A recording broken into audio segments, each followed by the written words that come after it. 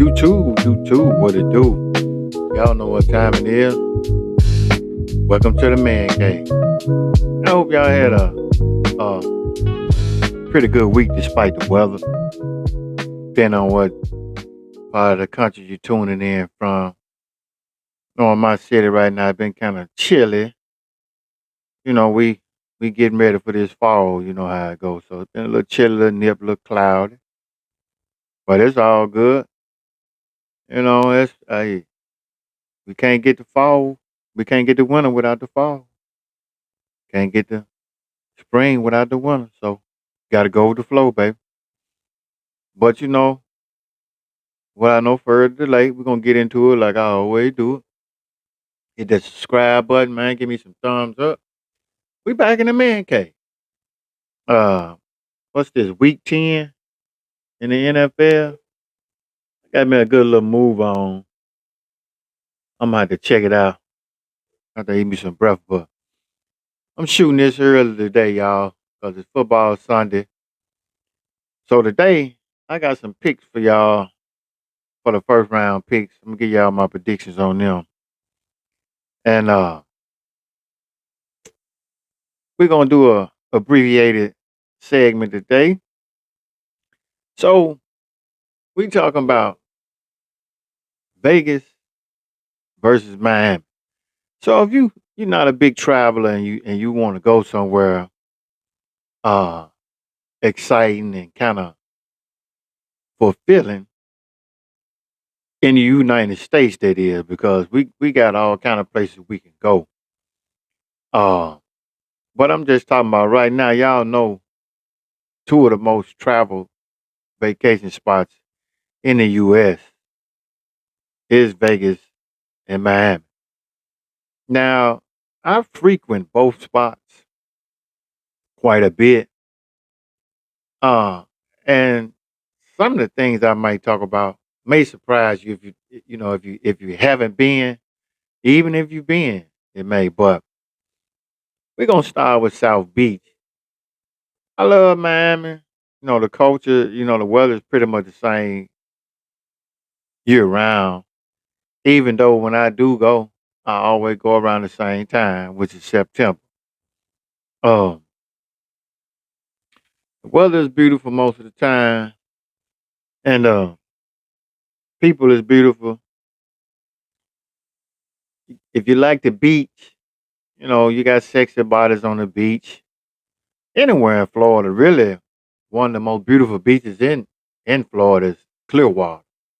That's a great spot to go. But as far as Miami concerned, it's the party and the celebration starts on Wednesday. Weekend start on Wednesday, there, and it's a lot of dancing, a lot of cigar smoking, a lot of boss activity, exotic cars, and that Miami Vice feel. You get that, and then some of the historical spots change quite often. The hotels you stay at in 25 might be something else in 26. That's the nature of the beach, though, I guess. But for the most part, Miami is I mean, depending on how you travel.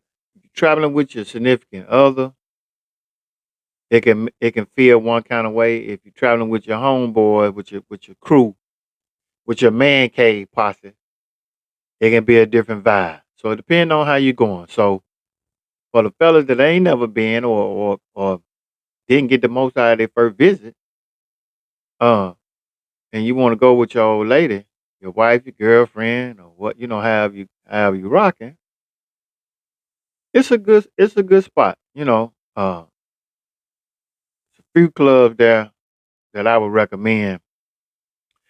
Depending on what you're looking for when you go, one of my favorite spots in Miami is Mango's Tropicana, Tropical Cafe. I love that spot. A lot of dancing, it's got the Latin vibe to it. However, Miami could be a little overpriced. You really got to find your spots in Miami to enjoy yourself, to get a bang for your buck. They got the what I would recommend doing is catching you a yacht party, uh, cruising Star Island, the basic stuff. But eating wise, you Ocean Drive, you go up and down there, Nikki Beach, that's a nice little spot. It's on the far end of Ocean Drive right there. That's a good little hangout. And then you got the pier right there too at the end of that. But that's a good spot. That's a little secret. Uh, Nikki Beach, Tiki on the River. That's a good little spot. But you know, outside of that, I mean, I don't know. Maybe because I've been a lot of times. Uh, After you do a certain activity, unless you just caught up in the ambiance of the beach and the gorgeous women and the exotic cars, if that's what you like into, and after that, that's pretty much it. I don't know. It could be because I've been so many times, but that's really all you can do in South Beach. Up and down Ocean Drive, get your little yacht party. Oh, now, they do have this thing called it's a urban what is it? But they throw day parties. I forget the name of it, but it's a good look. Urban Miami, I think is the name of it. But that's something you really like to do. And just what really in South Beach, you just kind of just caught up in the ambiance, really, to be honest with you. Now I really didn't think I ever say this, but I actually like Vegas better. And I'm gonna tell you why. Once you get off that plane in Vegas and catch that Uber to your hotel, you already feeling like a big boy. You already feeling like a heavy hitter, man. Cause you got all these, you got that one strip. And me personally, it's a million things to do in Vegas. And versus Miami, it's a lot of stuff to do, but like it almost get redundant is what I'm saying in South Beach. Only so many ocean tours you can take and day parties and $90 hamburgers you can buy when you're in South Beach. But Vegas, I'ma always try to stay. If you ever going, always try to stay in the middle of the strip. But you got uh the Bellagio, the Venetian, Circus, in that vicinity there. Also Caesar Palace in that area there. If you can get you a room somewhere around in there, you in the best place. I've stayed off the strip twice. I think I stayed at the Golden Nugget, which is on Fremont in the Fremont area. People call it the old Vegas. I don't know why. Because all of it's the old Vegas. Las Vegas, Nevada, Las Vegas Boulevard is just as old as Fremont. I don't know why people say the old Vegas. Because the strip is always being where it's at. But some kind of way people holler the old Vegas versus the new Vegas. Meaning Fremont versus Las Vegas Boulevard. Um, I stayed there, and then I can't think of the name of that hotel. It's too early in the morning for me, y'all. At the hotel, right on the monorail, you can catch the monorail. Yeah, I can't even think of, it, but it's got a real high rating. It's an older hotel, but I can't think of it right now. But in Vegas, man, the reason why I pick Vegas over Miami is because you can't run out of places to find some good food. Everywhere is something good to eat. And I'm talking about it's unlimited shopping, plenty of lounges, plenty of bars. I mean, like the last time I was there, I stayed at Caesar Palace. Man, we went there and just kicked it in the lobby. 2 hours just watching people, just chilling, mixing drinks, having drinks, chilling out, relaxing, just watching people coming and going, man. Everybody doing their thing. Ain't nobody paying no attention to what you got on. You ain't paying no attention to what they got on. Everything just wide open. You just on go the whole time. And people smelling good. They got luggage. It's just a vibe, man. It's just a big boy vibe, man, in Vegas, man. And like I said, it's always somewhere. You got anything from pizza parlors to Japanese cuisine, all up and down the strip. And you got transportation. Eat that strip is huge. You could rent you something, which I guess it depends on what your activities are gonna be. Me, I never do. I always catch the big deuce. The bus run up and down the strip 24 hours a day. Last time I was there was $7 to ride it as many as times you want to, as far as you want to. Go up and down the street, go all the way up the strip to the outlet mall, all the way back to Fremont Street. And so you can get on it, jump off, and the next one coming in the next 5 to 10 minutes, you can jump right back on them and go on down some more. 24-hour pass, $7. So you really can't beat it, man. And then you pretty much just walk. You got plenty of, for you cigar guys like myself, plenty of cigar lounges you can go to. They got another one called the Eight Lounge. I'm gonna check that out. I haven't been there yet, but I recommend the Tapping Ash. It's over there by the Stratosphere. It's uh very nice spot. Then you got of course you got the Monte Cristo and the Caesars. Uh, and there's another one on the other end down there by the uh Planet Hollywood. In that area there, it's on that side, same side Planet Hollywood. I forget the name of it right now. Like I said, I got a little brain fog, y'all. But listen, Vegas is wide open, man. I recommend if you here to go to one first, I recommend going to Vegas first, whether it's with your old lady or it's with the fella. If you go with the fella, you for sure gonna have a good time. And there's always something to do. You can pick an activity and get your drink and just kick back and relax. Because they got the double Dutch bus tour that run up and down there. If you get the top bus seat, you just ride in the strip. And you got your beer, you got your alcohol, and open consumption is legal as long as you're not just posted up outside a place where they sell it at. You know.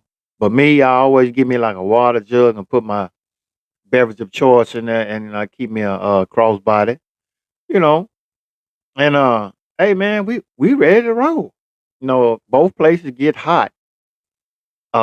It's extremely hot in Vegas in around September though. But I can deal with it. I'm used to the heat. It don't really bother me, man, because I just like being there. You got the best breakfast food. Uh, you got the best lunches. You got the best dinner spots. Restaurants in the I love the Caesars and I love the actually I like the Venetian better because of the rooms. All the rooms are suites, but the only thing is the hotel is so big. It take you 25 minutes to get out the hotel. Then there's a mall in the Venetian as well, linked to it, just like it is with Caesar Palace. But Caesar Palace is a little bit more. It's a little more accessible, and depending on where you're staying at, I didn't stay in a suite when I was at Caesars. In fact, I forget what my room was in Caesar, but the Venetians, all their rooms are suites.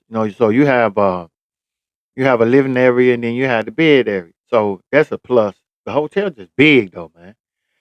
Because it's connected to the Palazzo, believe that is. The Venetian itself got 4,000 rooms.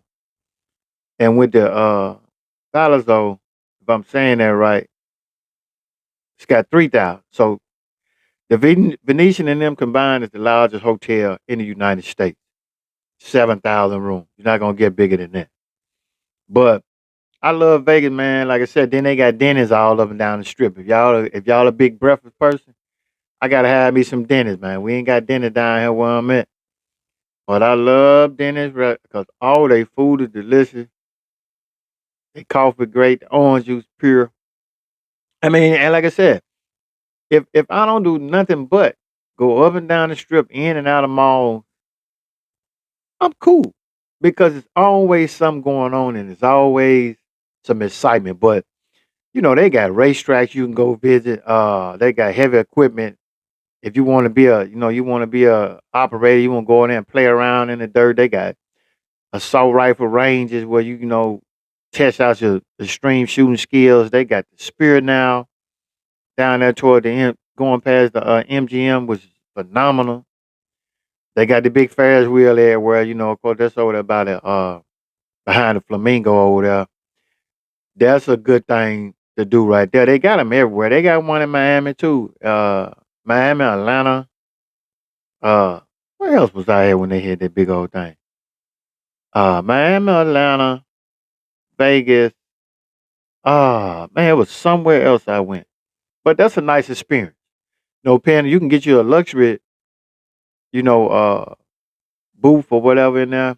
Got your wine and everything. It's set up real leather seats and all that. It's sexy, man. Comedy shows. Uh, Jimmy Kimmel's right down that little strip there too, across there, going to the. It's shopping everywhere, man, and shopping everywhere, man. Wing bars, just anything you name, man. I mean, Vegas just you can't. I mean, just extreme shopping stuff you can't buy in other places and regions of the country, man. That's just why I just like Vegas better. It's just more grown folk, you know, for lack of a better term, man. And I mean that's my spot, man. And that ain't the only where I like to visit, but that's my favorite over Miami now. And I've been to both of them probably equal amount of times. Miami maybe a few times more because that was my second home at one time. They used to call me Mr. South Beach, aka Mr. 305, Mr. 220 on the dad, baby. You know what I'm talking about? But fellas, if you want to go take your girl somewhere, or you want to take your fellas trip, I recommend Vegas. If you want to start off with your girl first, try South Beach. And just take your time and do and get that beach action in. Do your yacht party, a yacht cruise. They got the yacht party and the yacht cruise. The day party at the Irving Miami. Um, the Fountain Blue is way on down. You're probably gonna need something to rent if you want to get the full feel of South Beach. Me, I rented a motorcycle one time and got a luxury vehicle one other time, and another time where we just got us a little go kart that run around about 35 miles an hour. It goes in that particular area. Where you ain't going far, you just don't want to walk. So that was cool. And they got some shopping. The Miami district there, off of Collins. It's a nice little place to visit if you want to take your girl there. And they got some good breakfast spots too. Don't get me wrong. There's some nice places to eat at Miami as well, but it's a little more expensive. And Vegas everything is so much more accessible. Put it like that. Especially if you're going in if you want to go in the Vegas, the best time I recommend maybe April, mid-April, late April. But I'm cool with. I done been in April. I done been in May. I done been in March. I done been in February, and I done been in September. So September fine with me. I can deal with the heat. I keep me a rag, water. Hey, let's go. Wide open, man. You can be yourself. Let your hair down, man. So Miami versus Vegas. I'm going with Vegas for the slight edge due to the accessibility and the limited unlimited activity. Right. Now y'all, so right quick, I'm gonna get out of here with I'll leave y'all with my picks for this week's action. I got Cisco over New York. New York hurting bad right now. and they're not really playing well. So and then San Francisco, they need this win too. They to make sure they a real deal. They serious in the NFC. So right now ain't nobody taking them serious. But I got San Francisco. I got the Colts over Pittsburgh. That could be a sleeper, but I doubt it. Packers over the Panthers. Don't let that shock you. Lions over the Vikings. Y'all know. Come on. Bears over the Bengals. Keep your eye on that one though. Like I told y'all last time, you got to watch them dang on Bengals. But I got the Bears winning. And these just the first first game picks, the 12 o'clock game. Broncos over the Texans. The Texans looked good last week, but Broncos been pretty consistent. I'm not a fan of the Broncos, but they looking real tough right now. Now the Patriots over the Falcons, but that's gonna be one that's gonna be tricky too. But if I had to go with a for sure thing, going with Drake May and them Patriots over the Falcons. And 11 not least, Chargers over the Titans. The Titans are missing a few things on the offensive end, maybe the scheme, I don't know. But they missing some, y'all. Those are my first game picks of this week's football action. I'm gonna make me some breakfast, man. Like I said, it's early. And I got up early, had to shoot. I shot a couple uh segments yesterday. I just hadn't uploaded them yet. Try to wait till they got some it's time, perfect timing for y'all. But listen, y'all know what to do. This my time, man. Look, y'all hit that subscribe button, man, and come on, kick it with me and drop me some comments below on some subjects y'all want to talk about in the man cave. This is our spot, baby. We anything goes in the man cave. Y'all want to talk about it, we gonna rap about it. That's my time. Finna give me some eat. Get ready for this football, man, and uh until next time. Y'all know what to do. Y'all rock steady, baby.